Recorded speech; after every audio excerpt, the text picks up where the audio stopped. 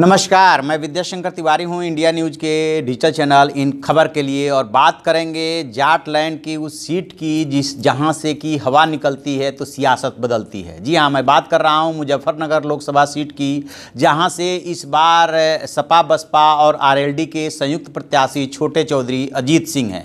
ये गन्ने का बेल्ट है, लिहाजा गन्ने की कीमत और बकाया जो है यहाँ की राजनीति को काफ़ी प्रभावित करता है। यदि 2014 के चुनाव की बात करें तो यहाँ से जो है डॉक्टर संजीव बालियान जो है राजनीति में बहुत कम समय में एंट्री ले करके और कादिर राणा को जो है 4 लाख वोटों से हराया था और इस तरह से मुजफ्फरनगर सीट पे कब्जा कर ली थी। माना यह जाता है कि जो 2013 में मुजफ्फरनगर में दंगा हुआ था, उस दंगे का 2014 के चुनाव में और उत्तर प्रदेश के 2017 के चुनाव में खासा असर रहा और इसका लाभ बीजेपी को मिला।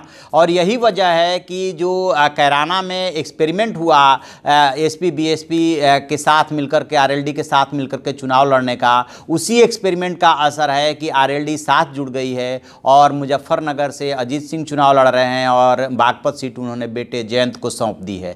तो इस बार के क्या होने वाला है, क्योंकि ये जो चुनाव है वो बिना किसी लहर के हो रहा है और कांग्रेस ने जिन 7 सीटों पर अपने उम्मीदवार नहीं उतारे हैं उसमें से ये मुजफ्फरनगर सीट भी है। तो एक तरह से अजीत सिंह जो है एसपी बीएसपी आरएलडी और कांग्रेस के संयुक्त उम्मीदवार बन गए हैं और बीजेपी ने संजीव बालियान पे ही दांव लगाया है। तो अब देखना यह है कि इस बार क्या गणित बनता है, क्या संजीव बालियान इस सीट को निकाल ले जाएंगे या जो वहाँ से कैराना से जो है जो सियासत की हवा बदली थी वो हवा अभी तक काम कर रही है, क्योंकि उसके बहुत दिन नहीं बीते हैं। 2018 के मिड में वो चुनाव हुआ था और वहाँ उसके बाद जो है पूरी सियासत बदल गई थी, क्योंकि कैराना उपचुनाव में बीजेपी हार गई थी और अब ये मुजफ्फरनगर की सीट है जहाँ से कि छोटे चौधरी चुनाव लड़ रहे हैं। इस बीच चौधरी परिवार ने जो है काफ़ी मेहनत की है और क्षेत्र में जो है हर सुख दुख में भाग लेने की कोशिश की है, जाट मुस्लिम में एका पैदा करने की कोशिश की है, यह संदेश देने की कोशिश की है कि जाट और मुस्लिमों का अलग अलग होना ठीक नहीं है।